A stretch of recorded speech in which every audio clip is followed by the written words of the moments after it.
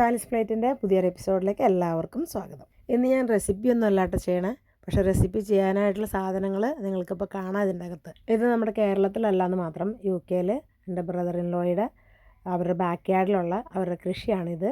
അവർക്ക് എങ്ങനെയാണെന്ന് വെച്ചിട്ടുണ്ടെങ്കിൽ സ്നോ വരുമ്പോഴേക്കും ഇതെല്ലാം നശിച്ചു പോകും. അപ്പോൾ ആ ഒരു ചെറിയൊരു കാലത്ത് മാത്രമേ അവർക്ക് കൃഷി ചെയ്യാൻ പറ്റുള്ളൂ. ആ സമയത്ത് ഇല്ലാത്ത സമയങ്ങളെല്ലാം കണ്ടുപിടിച്ചതിന് ശേഷം അവരെല്ലാ കൃഷികളും ചെയ്യും. ചെടിയായിട്ടും പച്ചക്കറികളായിട്ടും എല്ലാ കൂട്ടം ചെയ്യും. അത്യാവശ്യം തിരക്കില്ലാത്ത വിളവും കിട്ടും കേട്ടോ. ഇതിൻ്റെ എല്ലാം വിളവെടുപ്പ് കഴിഞ്ഞപ്പോൾ സന്തോഷമായിട്ട് ഭയങ്കര ഇൻട്രസ്റ്റോടെ എനിക്കിത് അയച്ചു തന്നായിരുന്നു കേട്ടോ ഈ ഫോട്ടോ. അപ്പം ഞാനത് നിങ്ങളുമായിട്ടൊന്ന് ഷെയർ ചെയ്യാമെന്ന് വിചാരിച്ചിട്ട് ചെയ്യണതാണ്. ഞാൻ നേരത്തെ പറഞ്ഞില്ലേ, പച്ചക്കറികളുടെ കൂട്ടത്തിൽ നല്ലപോലെ ചെടികളും വളർത്തുന്നുണ്ട്. അപ്പോൾ അത് വിത്തായിട്ടും ചെടിയുടെ തൈകളായിട്ടും ഒക്കെ മേടിച്ചിട്ടാണ് ഇവർ നടണത്. ഇതിനെക്കുറിച്ച് കൂടുതൽ നമ്മൾ എക്സ്പ്ലെയിൻ ചെയ്യേണ്ട ആവശ്യമില്ല. ഇതെല്ലാം കോമൺ ആയിട്ട് നമ്മൾ നാട്ടിലൊക്കെ കാണാറുള്ള ചെടികളും അതിൻ്റെ പൂക്കളും ഒക്കെയാണ്. ഇതിൻ്റെ വലിയ സന്തോഷം എന്ന് പറയുന്നത് നമ്മളെല്ലാവരും കൂടി ചേർന്നിരുന്ന്, ആ ഫാമിലി മെമ്പേഴ്സൊക്കെ കൂടി ചേർന്നിരുന്ന് ചെയ്യുമ്പോൾ കിട്ടുന്ന ഒരു സന്തോഷമാണ്.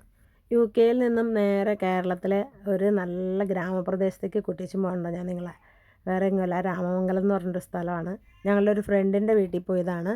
അപ്പോൾ പോയ വഴിക്ക് ഇത് കണ്ടപ്പോൾ നമുക്ക് കണ്ണിന് ഭയങ്കര ഒരു കുളിർമ തോന്നി. കാരണം ഇത്രയും നല്ലൊരു നോക്കത്താ ദൂരത്ത് വയൽ കിടക്കണം. റോഡ് സൈഡിൽ ഈ വയലിൻ്റെ അവിടെ അവർ എയർ ഇന്ത്യയുടെ വലിയൊരു ഫ്ലൈറ്റ് സ്ഥാപിച്ചിട്ടുണ്ട്. അതുകൂടാതെ കൊണ്ട് ഇതിൻ്റെ സൈഡൊക്കെ കണ്ടോ മുഴുവൻ ചെടികൾ വെച്ച് പിടിപ്പിച്ചേക്കാണ്. നല്ല കവിഹൃദയങ്ങളൊക്കെ ഉണ്ടെന്നുണ്ടെങ്കിൽ ഈ വയലിൻ്റെ തീരത്ത് വന്നിരുന്ന് വെച്ചാൽ മതി. അവരിൽ ഒളിഞ്ഞു കിടക്കുന്ന കലാകാരന്മാരെ മുഴുവൻ പുറത്തെടുത്ത് ഇത് സുന്ദരമായിട്ട് അവർക്ക് വളരെ വർണ്ണിച്ച് തന്നെ എഴുതാൻ പറ്റും. നമ്മുടെ നാട്ടിൽ നിന്നൊക്കെ അപ്രത്യക്ഷമായിക്കൊണ്ടിരിക്കുന്നത് ഒന്നാണ് ഈ വയലുകൾ. പണ്ടൊക്കെ ഈ വയലുകളിലേക്കൂടെ നമ്മൾ എന്തോരം യാത്ര ചെയ്തേക്കണം. നമ്മുടെയൊക്കെ നാട്ടിലുണ്ടായിരുന്നു, പക്ഷേ ആ വയലുകളൊന്നും ഇപ്പോൾ നമ്മൾ നോക്കുമ്പോൾ കാണുന്നില്ല. അവിടെ എല്ലാം ബിൽഡിങ്ങുകളാണ്. റോഡിൽ കൂടി നമ്മൾ കുറച്ച് നടന്നേച്ച് വരുമ്പോൾ നമുക്ക് റെസ്റ്റ് എടുക്കാനായിട്ട് ഇതേ നല്ല സ്ട്രോങ് ആയിട്ടുള്ള ഊഞ്ഞാൽ കെട്ടിയിട്ടുണ്ട്. അതിനോട് ചേർന്ന് തന്നെ നമുക്കൊന്ന് റെസ്റ്റ് എടുക്കണം, എവിടെയെങ്കിലും ഒന്ന് ഇരിക്കണമെന്ന് വിചാരിച്ചിട്ടുണ്ടെന്നുണ്ടെങ്കിൽ ബെഞ്ചും അവർ സെറ്റ് ചെയ്തിട്ടുണ്ട്. എന്തായാലും ഇത് എത്രത്തോളം സ്ട്രോങ് ആണെന്നുള്ളതൊക്കെ നമ്മളൊന്ന് പരിശോധിച്ചു. കുഴപ്പമൊന്നുമില്ല, നല്ല ചെയിനിൽ കെട്ടിയേക്കണ ഊഞ്ഞാലാണ്. അപ്പോൾ നമുക്ക് ഒരു അവസരം കിട്ടിയതാണ്. നന്നായിട്ട് നമ്മൾ എൻജോയ് ചെയ്തു. കുറച്ച് നേരം അതിലൊക്കെ ഇരുന്ന് ഊഞ്ഞാലാടി. നമ്മൾ ആ ഊഞ്ഞാലിരുന്നിട്ട് ആ വയലിലേക്കൊക്കെ നോക്കുമ്പോൾ നമ്മൾ പഴയ കാലത്തേക്ക് തിരിച്ചു പോകും. കാരണം അതൊരു ഉത്സവമായിരുന്നല്ലോ പണ്ട് കാലത്തൊക്കെ. കൃഷി ഇറക്കാമെന്ന് പറഞ്ഞാൽ വലിയ ഉത്സവമാണ്. അതൊക്കെ ഇങ്ങനെ മനസ്സിൽ കൂടെ കടന്നു പോയിട്ടോ.